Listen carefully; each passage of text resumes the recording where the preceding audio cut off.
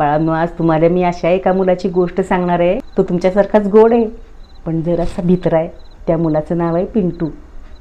तर ह्या पिंटूला ना सतत असं वाटायचं, अंधारात घराच्या कोपऱ्यात किंवा झाडाच्या पाठीमागं भूत असतं आणि हे भूत आपल्याला खाऊन टाकेल.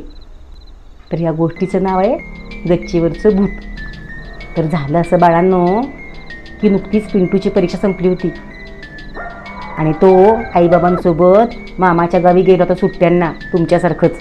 मामाचं गाव म्हणजे कौलारू घर, मोठं अंगण आणि गच्ची. उन्हाळ्याचे दिवस होते म्हणून सगळेजण वरती अंथरूण टाकून झोपायला गेले होते. गार वारा सुटला होता. आजीकडून गोष्टी ऐकता ऐकता पिंटूला कधी झोप लागली समजलंच नाही. रात्रीचे काहीतरी 2 वाजले असतील. पिंटूला अचानक जाग आली, कारण त्याला तहान लागली होती. त्यानं डोळे किलकिले करून इकडे बघितलं. सगळीकडे सामसूम.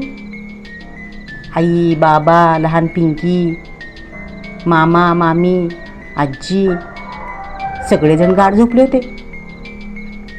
पिंटूने विचार केला, आईला उठवा बघा. पण आई तर खूप दमल्यासारखी वाटत होती.